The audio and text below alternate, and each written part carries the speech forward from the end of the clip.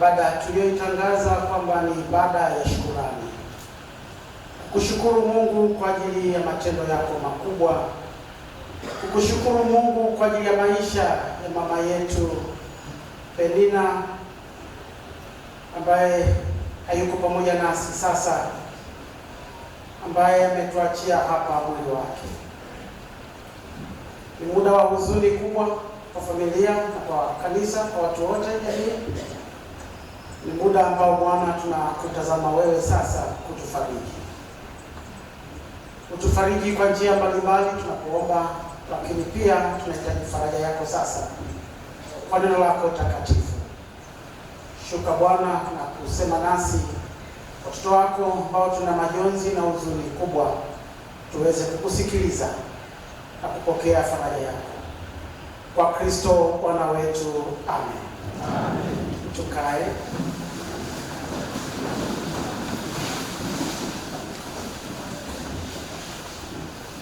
Pamoja na masomo tuliyosomewa, niongeze na somo lingine ambalo tutakwenda kulitafakari kwa muda huu mfupi, neno kutoka kitabu au barua ya pili ya Mtume Paulo kwa Timotheo, ile sura yake ya 4.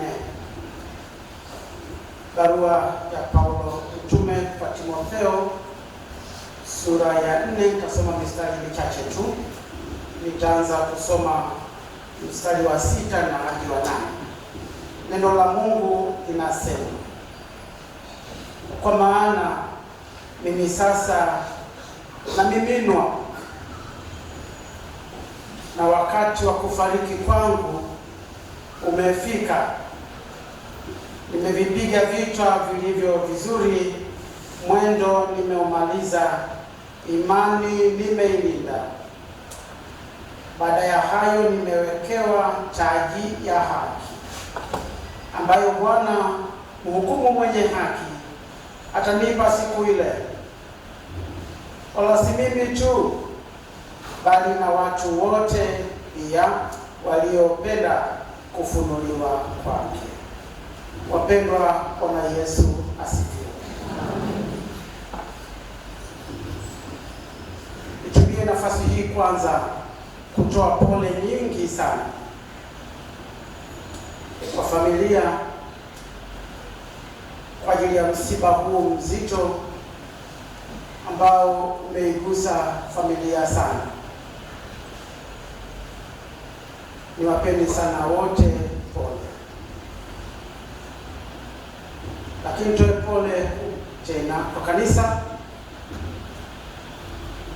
na kwa jamii wote ambao walikuwa karibu na mama Penina.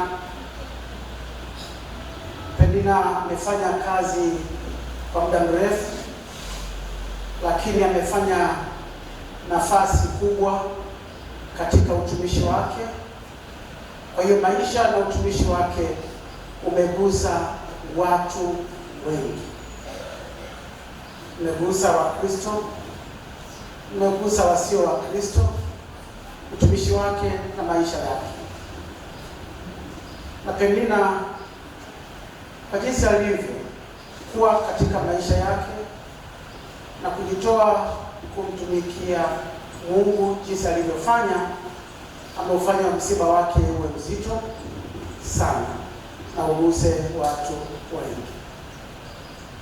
Kumbe unaweza ukaishi maisha hapa duniani na kuwarahisishia watu siku ya msiba wako, wasiwe na mzigo mzito. Badala ya kutoa machozi wasema afadhali. Si hivyo maisha ya mama yetu Penina, na kwa sababu hiyo najua hakika napaswa kuwapeni pole nyingi sana. Leo sisi wote tuna huzuni. Huzuni hii ni kubwa kwa vile mama yetu Penina Mkuchu hayupo pamoja nasi. Penina tutamkosa sana. Hayupo, amemaliza safari yake. Penina ameishi maisha na kutumika hapa na kuacha alama nyingi na alama kubwa ambazo si rahisi kuzifuta, sio rahisi kuzisahau. Tutamkumbuka sana Penina kwa upendo wake. Muda wote tuliokuwa tunaishi naye, tunakutana naye, alikuwa ni mama mwenye upendo mwingi sana. Mimi namkumbuka kuna watu ambao sio wa kabila lake walikuwa wanamwona huyu ni ndugu wa karibu sana, na mara nyingi wanasafiri kutoka huko na huko wanakuja nyumbani kwake. Zungumza nao, wanazungumza mambo mengi ya Penina. Alikuwa ni mama mwenye upendo kwa watu wote, na bila shaka alikuwa na uwiga upendo wa Yesu kwa watu wote, kujitoa na kujitolea kwa ajili ya watu wengine.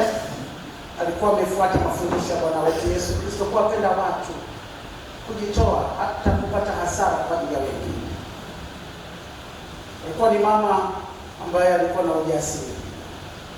Sijui sasa hivi tumefikia wapi, kina mama sijui bado wakiwezeshwa wanaweza au wanaweza wenyewe bila kuwezeshwa. Sijui tumeshafikia wapi. Inawezekana bado kina mama wengine mpaka wawezeshwe ndio waweze. Lakini sio Penina, alikuwa mama jasiri. Mama aliyekuwa anabeba majukumu aliyopewa kuyafanya kwa ajili ya utumishi wa Mungu kwa ujasiri na kwa uwezo mkubwa. Ni mama ambaye ameisha kumtumikia Mungu kwa uwezo. Alikuwa anaweza, anafanya. Wanaume mjipange. Kwa hiyo kuondoka kwake, ameondoka mtu ambaye tutamkosa sana, jasiri katika kazi ya Mungu. Mtu ambaye unaweza ukamwendea ukamuuliza ushauri, akakushauri, akakutia moyo kuendelea kuyafanya yale unayoyafanya. Kwa nini msiba wake usiwe msiba unaogusa watu wengi kiasi hiki? Alikuwa ni mtumishi mkubwa, mtumishi wa viwango. Unajua unaweza ukawa mtumishi kuanzia asubuhi mpaka jioni, unafuja jasho, lakini kazi unayofanya haina matokeo. Unakwenda shambani, unafanya, unarudi, lakini kilichofanyika huko shambani hakuna chochote cha maana. Lakini Penina alikuwa ni mtumishi aliyetumikia Mungu, na utumishi wake una matokeo, na ndio maana nasema kwamba ameacha alama nyingi. Hizo alama ni matokeo ya utumishi aliyofanya katika kumtumikia Mungu. Tumepoteza mtumishi, tumepoteza rafiki, tumepoteza mama. Kumbe kuwa mama sio kuwa mwanamke. Unaweza ukawa mwanamke lakini sio mama. Mama ni sifa, ni sifa. Mama ni vile unavyofanya, alafu tunasema mama kutokana na yale unayoyafanya, unayowafanyia watu, unavyoishi. Unaweza ukawa mwanamke lakini ukawa mbabaishaji fulani tu, upo tu. Penina alikuwa ni mama, hakika alikuwa ni mama. Alikuwa ni mwalimu, alikuwa ni muumini Kristo ambaye unamuona ni mtu aliyedhamiria kumwisha Yesu Kristo, kumtumikia Yesu Kristo. Ni mtu anayelipa gharama za kubeba msalaba wa Yesu. Kuondoka kwake hakika ni tutamkosa sana Penina. Pole sana familia, pole sana kanisa, pole jamii. Lakini kwa upande mwingine, leo ni siku ya sherehe. Leo ni siku ya sherehe, leo ni siku ya shukrani, ni siku ya shangwe.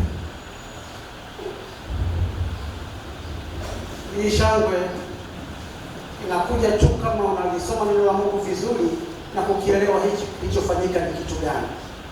Kitu gani ambacho kimetendeka hapa. Ndio maana unaweza ukaiona hii sherehe kubwa. Mama yetu Penina katika maisha yake hapa aliishi hapa duniani mahali ambapo si rafiki hata kidogo. Aliishi mahali ambapo ni uwanja wa fujo. ni mahali penye matatizo mengi sana. Sana ni sherehe kwa sababu amemaliza vita vyake, amevimaliza. Haleluya!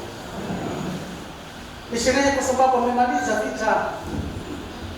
Alikuwa katika maisha yenye tabu hazipo tena. Alikuwa mahali penye mateso hayapo tena. Kwa hiyo leo ni siku ya sherehe, na wale ambao walikuwa pamoja na mama yetu Penina kwa karibu, hasa katika kipindi hiki cha mwisho wa maisha yake, wanaweza kushuhudia tabu aliyokuwa anaipata, mateso aliyokuwa anaipata katika kuugua kwake, na wengine wa karibu, wale wengine nao pia walipata mateso makubwa kwa sababu ya kumuuguza. Haikuwa kipindi rahisi. Sasa mama yetu Penina amemaliza mateso yale yote. Hahitaji tena bima ya afya, hahitaji tena madonge hayo, hahitaji ushauri wa madaktari, hahitaji vyote hivyo. Amemaliza. Leo ni siku ya sherehe. Bwana Yesu asifiwe. Tunaishi mazingira magumu sana. Kila siku nasema afadhali ya jana. Tunaishi maisha hapa duniani, maisha yasiyotabirika. Kesho tujui. Amemaliza haya yote. Leo ni siku ya sherehe yake. Na somo nililolisoma ni la Timotheo, barua ya Paulo mtume kwa mchungaji mdogo Timotheo, ambaye Paulo anaona ameshamaliza maisha yake. Utumishi wake umeshamalizika. Na sasa anaona lililobakia ni kuondoka. Kufariki kwake kumefika. Majukumu anayaacha ya kanisa liendelee. Na nazungumza na huyu mtumishi mdogo Timotheo, lakini na watumishi wengine, sisi tulioko hapa hivi leo, na Wakristo wote tujihesabu kwamba sisi wote ni watumishi wa Mungu. Mtumishi wa Mungu sio wachungaji peke yake, sio wainjilisti peke yake. Ukiwa Mkristo, wewe ni mfuasi wa Yesu, unamfuata Yesu, wewe ni mtumishi. Kwa hiyo haya maneno ya watumishi yanakuhusu. Paulo anafananisha, ili tuelewe vizuri maisha haya ya utumishi, na vitu viwili. Kwanza, anafananisha maisha ya utumishi na wale wanaokimbia mbio. Na bila shaka barua hii aliandika kwa watu ambao mazingira yao walikuwa wanaelewa mashindano ya Olimpiki hapo zamani. Kulikuwa na mashindano ya mbio, mashindano ya kidunia. Walikuwa wanafahamu habari za wakimbiaji mbio, mashindano ya mbio. Kwa maana kwamba katika maisha yake aliyoyaishi, kumwishia Bwana Yesu, kumtumikia Bwana Yesu sio hapa duniani, alikuwa anafanana na mkimbiaji mbio. Na anasema sasa mwendo nimemaliza.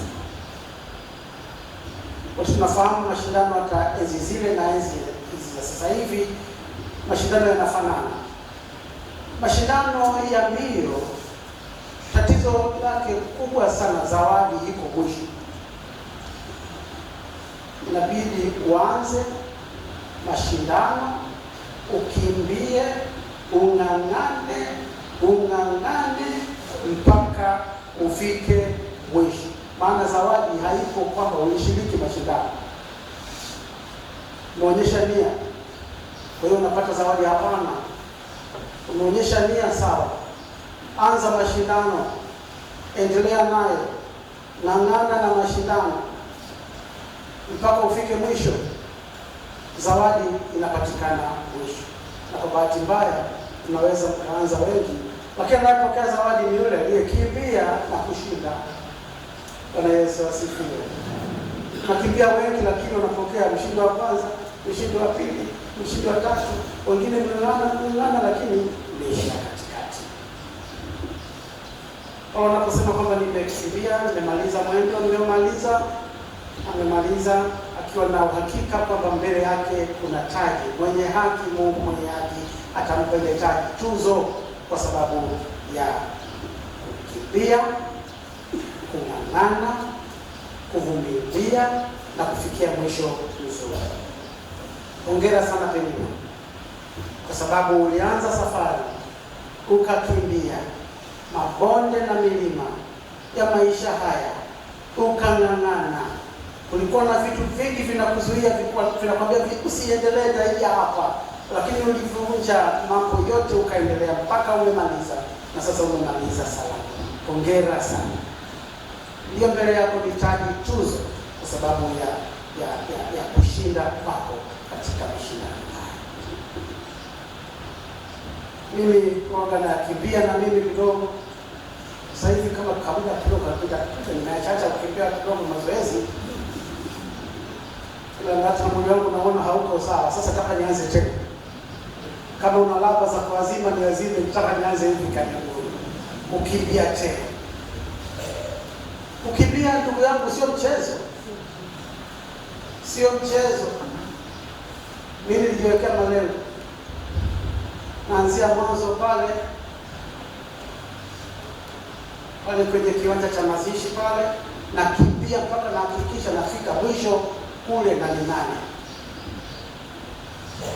Na nilijiwekea malengo kwa sababu unaweza kukimbia ukifika tu pale hapo unasema si inatosha. Maana chao mahema kweli sio mchezo. Yaani unaweza kukimbia kwa njia popote tu, kashinda kuendelea. Ndio maisha yetu yalivyo. Tunakimbia. Hakikisha unamaliza safari. Unamaliza safari ukiwa mshindi. Na mshindi mashindano yale makubwa wana masharti. Hawaishi hivi kama tulivyo sawa. Wanavyakula, wanavyoacha kula. Wana tabia wanazotakiwa kufanya na tabia za kuacha. Si ndio uwe mwepesi kukimbia yale mashindano na kukimbia ukashindana ukashinda? Paulo anayafananisha maisha yetu kama wakimbiaji, kama wakimbia mbio. Na Mungu atusaidie sana. Maisha yetu si mepesi kiasi hicho.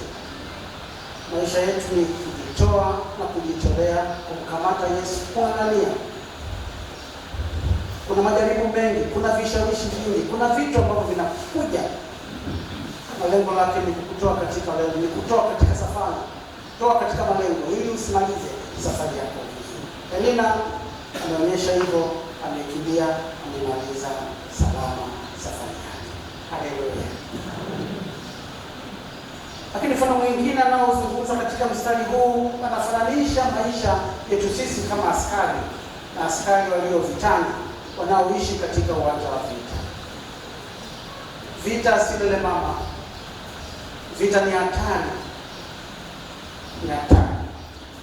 Tupo katika uwanja wa vita. Maisha hayo aliyaishi Penina akiwa katika uwanja wa vita, amepigana mpaka amemaliza vita, ameshinda. Haleluya. Wanaopigana vita wengine wanaishia katikati, wengine wanachukuliwa mateka.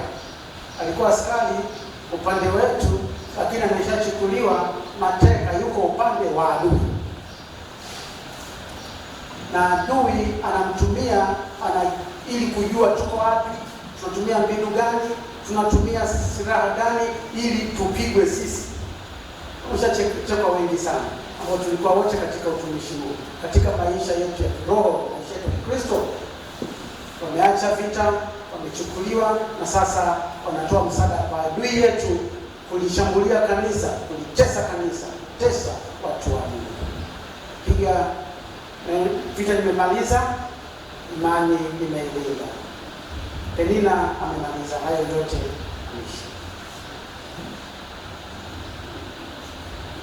Anazungumza ni ya Penina, lakini sisi bado tunaishi, bado tuko duniani, bado ni wakimbiaji, bado ni askari walio katika eneo la vita.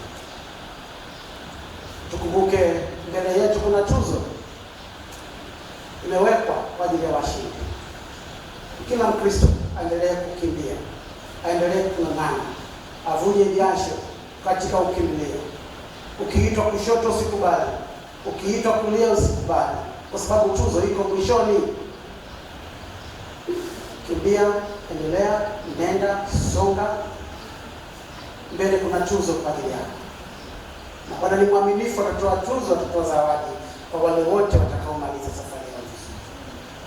Tuko hapa kama askari, tuko katika jeshi la Yesu. Yesu ndio jemadari wetu. Na askari ni watiifu sana kwa viongozi wao.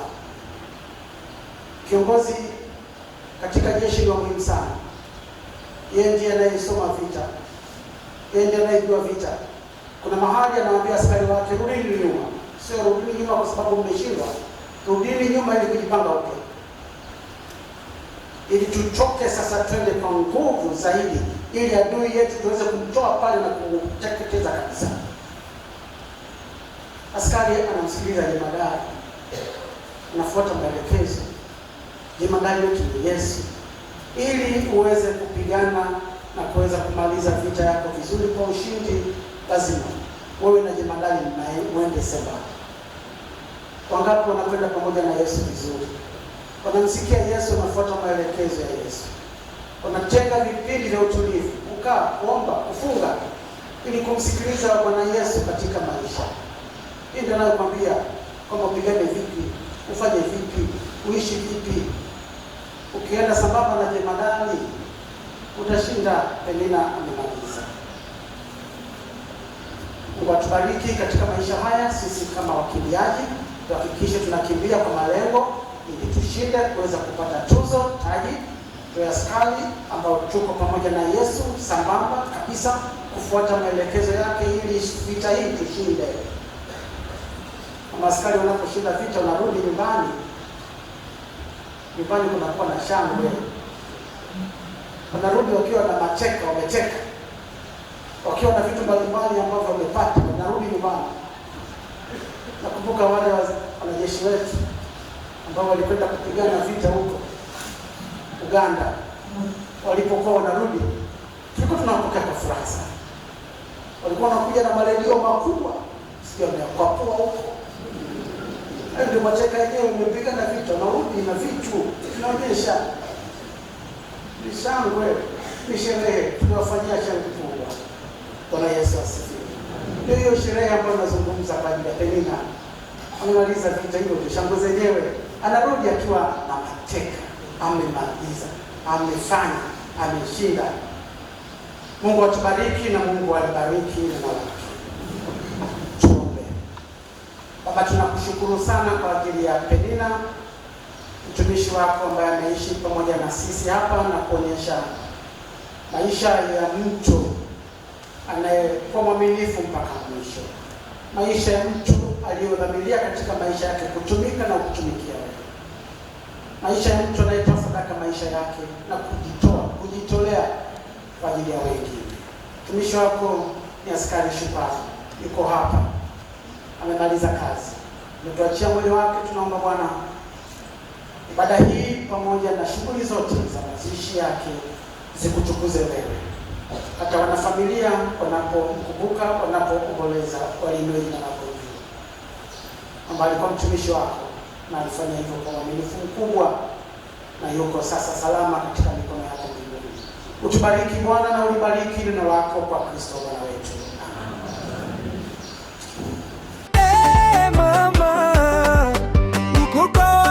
Mama, mama, nakukumbuka mama.